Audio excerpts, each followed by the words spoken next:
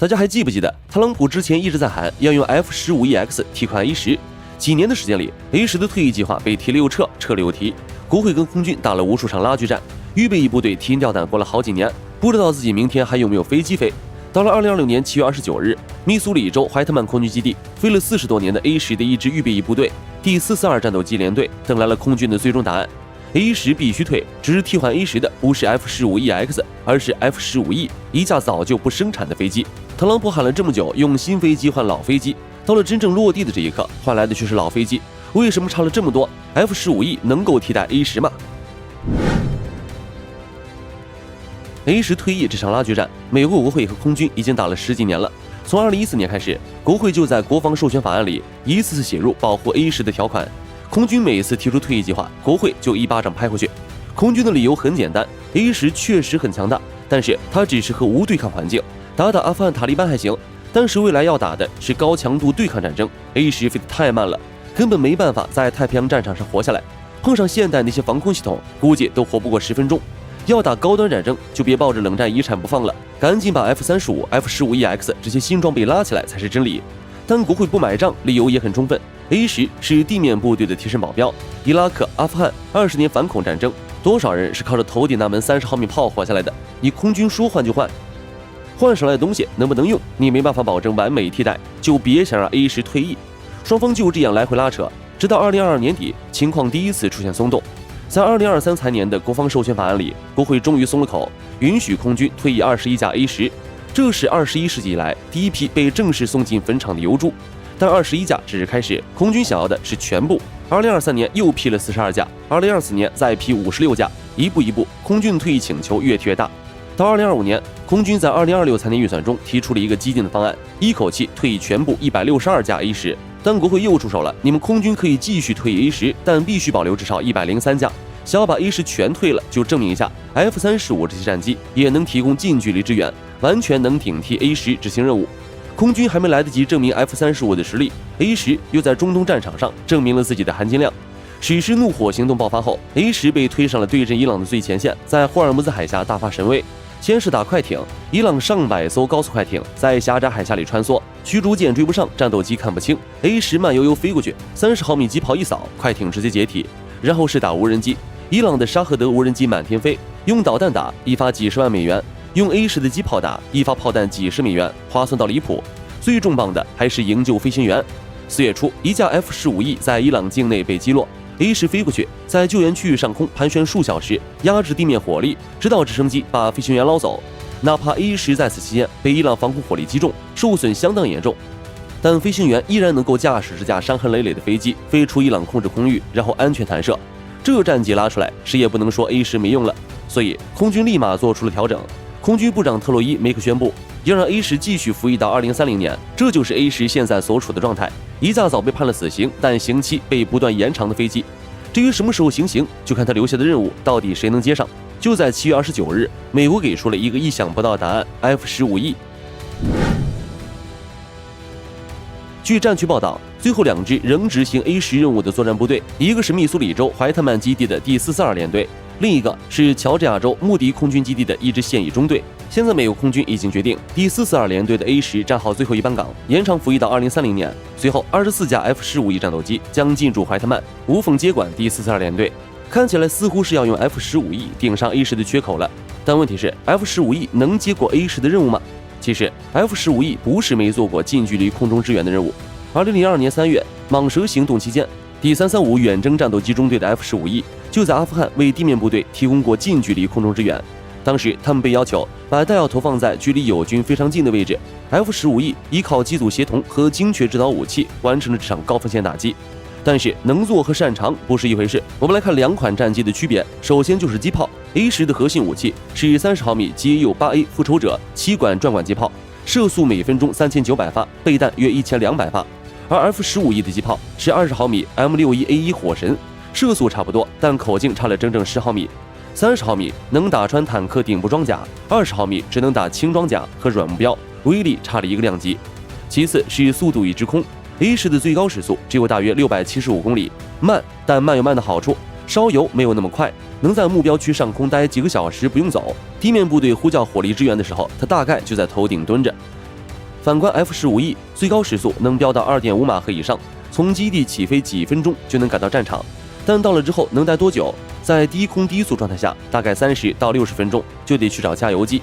快是快，但是待不住，沒辦法提供長時間支援。然後是生存能力 ，A10的設計哲學就是挨打之後還能飛。它的鈦合金裝甲座艙能扛23毫米穿甲彈直射，還有雙發設計，2台發動機分得很開，一台被打壞，另一台還能飛。此外還有冗餘控制系統，一套被打壞，另一套還能頂上。然而 F-15E 的設計哲學和 A10截然相反，它要的就是别挨打，靠速度和高度規避危險。但近距空中支援恰恰要求你飛得低，飛得慢。如果单純让 F-15E 執行近距空中支援任務，那就是主動送它進雷区。最後是任務成本。A10每飛1小時直接運行成本也就6000美元，綜合成本約17716美元。但 F-15E 每小時的直接運行成本能飆到37000美元，更別提綜合成本了。彈藥成本也有巨大差距，用 A10的30毫米機炮打一個地面目標只要幾十美元，然而用 F-15E 的精確制導炸彈打同一個目標，那就要幾萬到幾十萬美元，這不是一個級別的經濟賬。所以綜合來看 ，F-15E 無論如何都沒辦法徹底替代 A10。既然如此，美國空軍為什麼還要讓他進駐懷特曼？答案在那些飛了40多年 A10的人身上。第442戰鬥機聯隊駐紮在密蘇里州懷特曼空軍基地。懷特曼這個名字，很多人第一反應是 B-2隱身轟炸機的大本營，美國空軍的戰略威懾力量就停在那條跑道上。但很少有人知道，跟 B-2共享這片空域的還有一支預備役部隊。其實，第442聯隊的歷史比大多數現役部隊都長。它的前身可以追溯到二戰。1943年，第442運輸機大隊在當時的塞達利亞陸軍機場成立。那個時候，他們開着 C-47運輸機在諾曼底空投散兵，在市場花園行動裡運送補給，從運輸機到攻擊機，從二戰到反恐。第442聯隊一路走到今天。1982年，他們換裝了 A10，從那一年起，這支部隊的命運就跟這架飛機綁在了一起。A10是空軍唯一一款為近距離空中支援而設計的飛機。40多年以來，第442聯隊搭配 A10就只幹這一件事。從阿富汗到伊拉克，這支部隊多次出動。2006年，他們在阿富汗上空晝夜不停地飛，4個月的部署期內，6架 A10硬是飛了超過3912個飛行小時，平均每架飛機都連續不斷飛了至少27天。2012年，他們第5次大規模部署阿富汗 ，A10幾乎稱霸巴格拉姆和坎大哈空域。他們在崇山峻嶺間頻繁俯衝清場，為地面部隊開路。2016年，克里米亞危機讓整個歐洲的局勢都緊張起來，而442聯隊駕駛8架 A10降落在愛沙尼亞的高速公路上，直接向北約盟友和潛在對手證明，即便常規空軍基地被毀 ，A10依然能夠說到就到，能夠隨時降落在任何一條公路上加入戰鬥。毫不誇張地說，在整個預備役部隊中，第442聯隊絕對屬於榮譽最多、履歷最豐富的那一批。但空軍的2026財年預算案一出來，第442聯隊的 A10赫然寫在退役名單上。從前的榮譽和履歷在眨眼之間都變得不值一提，沒有後續任務，沒有替代機型，什麼都沒有。空軍預備役司令部發言人是挑明了說，無法保證這支部隊能被重新武裝為戰鬥機單位。對一個飛了44年戰鬥機的聯隊來說，這基本等於宣告他們的死刑。如果 A10全退了，第442聯隊會變成什麼樣？預備役和國民警衛隊跟現役不一樣，現役部隊關閉一個中隊，人員和裝備可以轉移到其他地方。預備役和警衛隊關閉一個戰鬥機中隊，飛行員、地勤、維護人員要麼走人，要麼轉行。看看其他單位的命運就知道了。2019年，博多黎各空軍國民警衛隊第156空域聯隊失去了 C-130飛行任務，變成了應急響應和通信單位。2023年，俄亥俄州曼斯菲爾德拉姆空軍國民警卫队基地 C-130飞走了，变成了第179網絡戰聯隊。2025年，馬里蘭州空軍國民警衛隊所有 A10全部退役，整個單位變成了一個網絡戰聯隊。飛行員變成了網軍，維護 A10的機械師變成了敲鍵盤的。如果第442聯隊也走這條路，那40多年的 A10作戰經驗算是一夜清零了。飛機退役不可怕，可怕的是帶走空軍未來的人才儲備。而且懷特曼基地不僅僅是 B-2和 A10的跑道，還是密蘇里州相當重要的經濟支撐。這座基地大約有3800名軍人和900名文職人員，支撐近萬個工作崗位，數千名軍人拖家帶口地住在基地周圍城鎮。在2024年和2025年，這一個基地帶來的整體經濟影響就在10億美元左右。如果 A10退役，還沒有派發新任務，第442聯隊的人要麼徹底離開軍隊，要麼奔赴其他基地。無論如何，對當地的經濟發展都會造成不小的影響。密蘇里州當局看在眼裡，記在心裡，一次又一次向空軍乃至特朗普反饋，不能為了投資新能力就犧牲這些飛行員。但空軍的邏輯是反過來的，不退役舊飛機就沒錢買新飛機，那這些飛行員更不可能轉去飛新飛機了。雙方誰也沒法說服誰，而夾在中間的第442聯隊就這麼懸着。比這更糟的是，整個美国空軍的預備役戰鬥機力量正在以驚人的速度萎縮。1987年，美國空軍預備役和空中國民警衛隊加起來有超過50個中队，1386架戰鬥機。然而到了今天，空軍預備役只剩3個戰鬥機联隊，一個懷特曼的第442聯隊專門飛 A10，一個卡斯维爾的第301聯隊專門飛 F-35，還有一個霍姆斯特德的第482聯隊專門飛 F-16，3個聯隊加起來也就70架飛機，從1386架到70架，超過95%的削減。預備役的戰鬥機力量嚴重縮水。空軍預備役參謀長約翰·希利中將在2025年還特意提到過，在過去幾年，數百名飛行員離開了現役，但沒有加入預備役，因為預備役沒有現代化的飛機給他們飛。培養一名戰鬥機飛行員需要幾年、幾百萬美元，甚至上千萬美元。然而失去它只需要一句“沒有飛機”。這就是第442聯隊的處境，也是美國空軍預備役的縮影。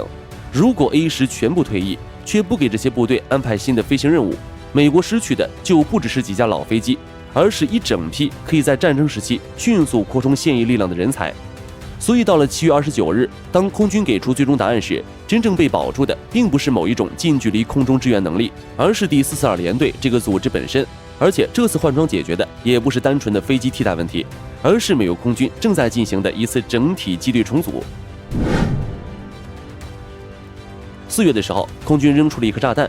2027財年預算提案裡，F-15EX 採購計劃從129架暴漲到267架，翻了1倍還多。過去幾年，這個數字像過山車一樣來回折騰，144、80、109、129，空軍自己都說不準到底要買多少。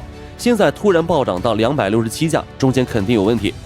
因為 F-35出問題了，技術更新3和Block 4升級一再延誤，新出廠的 F-35交付時，雷達都沒辦法完全運轉。